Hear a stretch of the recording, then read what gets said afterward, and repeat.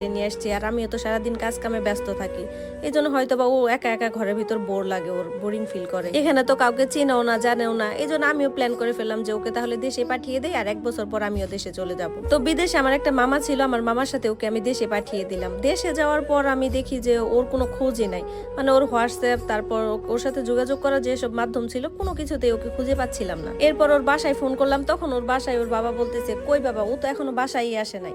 ওর বাবা, আমার বাবা, আবার মা, সবাই মিলে নাকি এয়ারপোর্টে ওকে আনতে গেছিল, কিন্তু ওখানে ওকে পায় না। এরপর আমি আমার ওই মামার কাছে ফোন দেই, যে মামার সাথে ওকে পাঠিয়েছিলাম। তখন মামা আমাকে জানাইলো যে ও তো এয়ারপোর্টে আসার পর আমাকে বলছিল যে মামা আপনি একটু দাঁড়ান, আমি আসতেছি। এই কথা বলেই নাকি সে ওখান থেকে উধাও হয়ে যায়। এই কথাটা শোনার পর আমি চোখের পানি ধরে রাখতে পারছিলাম না, কারণ যে মানুষটাকে আমি এতটা ভালোবাসি সে কি করে ও হঠাৎ উধাও হয়ে যেতে পারে, হঠাৎ কি হলো তার। এদিকে আমার বাবা মাও নাকি থানায় জানাইছিল। থানায় জানানোর প্রায় 3 মাস পর জানতে পারি যে ওর নাকি আমার সাথে বিয়ে হওয়ার আগেই একটা রিলেশন ছিল। সেই ছেলেটা নাকি একটু বখাটে টাইপের ছিল, মানে নেশা পানি করতো।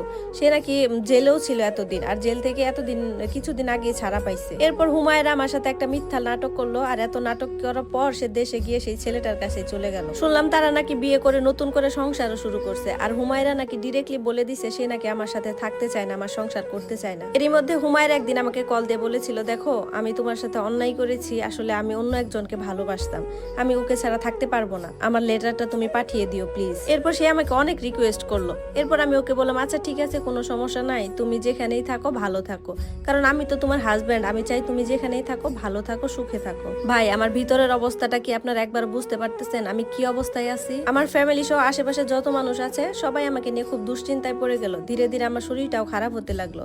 বিশ্বাস করেন আমি না ঠিক মতো নিঃশ্বাসও নিতে পারতাম না। শেষ অবধি আমি এটাই বুঝতে পারলাম যে মানুষের মনে যদি কেউ সত্যিকারের জায়গা করে নেয়, কোনো কিছুর বিনিময়ে তাকে আর মুছে ফেলা যায় না। আর আমি কিনা একমাত্র অভাগা, যে কিনা তাকে বিয়ে করে এত ভালোবাসার পরেও ধরে রাখতে পারলাম না। বিয়ে তো আমি করেছিলাম, সংসারও করেছি।